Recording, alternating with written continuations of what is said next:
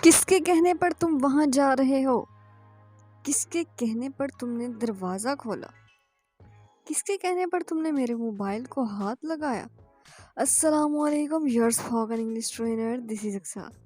हे guys, आज की video में भी हम बहुत ही अमेजिंग स्ट्रक्चर सीखने के लिए जा रहे हैं जो कि हम अपनी डेली रूटीन लाइफ में बोलते हैं। तो इस तरह के सेंटेंसेस बनाने के लिए हम कौन सा स्ट्रक्चर यूज़ करते हैं? सबसे पहले हम स्ट्रक्चर देख लेते हैं। At whose behest. At whose behest का मतलब होता है किसके कहने पर। किसके कहने पर। सेंटेंस स्ट्रक्चर है हमारे पास। सबसे पहले हम लगाएंगे एट हुज बिहेस्ट, उसके बाद हम हेल्पिंग वर्ब का यूज़ करेंगे और फिर जो सब्जेक्ट होगा उसे लगाएंगे और फिर वर्ब का यूज़ करेंगे। वर्ब लगाने के बाद हम ऑब्जेक्ट लगाएंगे और अगर हम सेंटेंस को लिख रहे हैं तो क्वेश्चन मार्क लाजमी लगाएंगे। इस तरह से हमारा सेंटेंस हो जाएगा कंप्लीट। चलिए इसके कुछ एग्जांपल्स देखते हैं ताकि हमें स्ट्रक्चर की अच्छी तरह से समझ आ सके। फर्स्ट सेंटेंस है हमारे पास, किसके कहने पर तुम वहाँ जा रहे हो। ये सेंटेंस हम उस समय भी बोलते हैं और अगर किसी पर हुक्म चलाना हो तो भी बोलते हैं कि किसके कहने पर तुम वहाँ जा रहे हो। तो इसे इंग्लिश में हम कहेंगे At whose behest are you going there? At whose behest are you going there? किसके कहने पर तुमने दरवाज़ा खोला? मैंने मना भी किया था कि अगर वो आए तो दरवाज़ा नहीं खोलना। इस तरह से हम कहते हैं ना, किसके कहने पर तुमने दरवाज़ा खोला। तो हम इसे इंग्लिश में कहेंगे At whose behest did you open the door? At whose behest did you open the door? किसके कहने पर तुमने मेरे मोबाइल को हाथ लगाया? जब मैंने मना किया था कि कोई मेरे मोबाइल को हाथ नहीं लगाएगा, तो फिर किसके कहने पर तुमने मेरे मोबाइल को हाथ लगाया।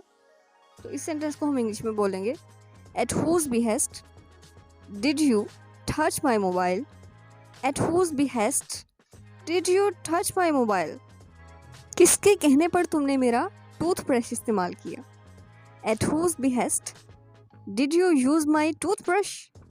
Eight whose behest did you use my toothbrush. किसके कहने पर तुम ऐसा करोगे। At whose behest will you do this. At whose behest will you do this.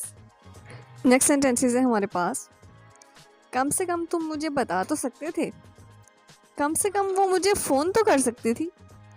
कम से कम हम कोशिश तो कर सकते थे। तो इस तरह के सेंटेंसेस बनाने के लिए हम कौन सा स्ट्रक्चर यूज़ करते हैं? सबसे पहले हम स्ट्रक्चर देख लेते हैं। सेंटेंस स्ट्रक्चर है हमारे पास। सबसे पहले हम लगाएंगे एट लीस्ट, उसके बाद हम सब्जेक्ट लगाएंगे। सब्जेक्ट लगाने के बाद कुड का यूज़ करेंगे और फिर वर्ब की फर्स्ट फॉर्म और उसके बाद अगर सेंटेंस में ऑब्जेक्ट है तो ऑब्जेक्ट लगाएंगे, वरना फिर अदर वर्ड्स लगा के अपने सेंटेंस को कंप्लीट कर लेंगे। चलिए इसके कुछ एग्जांपल्स देखते हैं ताकि हमें अच्छे से समझ आ सके। फर्स्ट सेंटेंस है हमारे पास, कम से कम तुम मुझे बता तो सकते थे। At least you could tell me. At least you could tell me.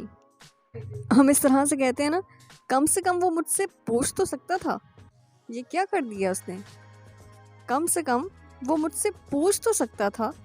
At least he could ask me. At least he could ask me. कम से कम वो मुझे फ़ोन तो कर सकती थी। At least she could call me. At least she could call me. कम से कम तुम शुरू तो कर सकती थी।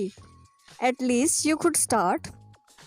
At least you could start. कम से कम तुम उर्दू तो बोल सकते थे। At least you could speak Urdu. At least you could speak Urdu. कम से कम हम कोशिश तो कर सकते थे। At least we could try. At least we could try. कम से कम तुम सवाल तो कर सकते थे। सो गाइस, ये सेंटेंस आपके लिए है। इसे सोल्व करके आपने कमेंट बॉक्स में लिख देना है। आई होप कि आपको स्ट्रक्चर भी समझ में आए होंगे और वीडियो भी पसंद आई होगी। सो आज के लिए इतना ही, मिलते हैं नेक्स्ट वीडियो में। तब तक के लिए अल्लाह हाफिज़।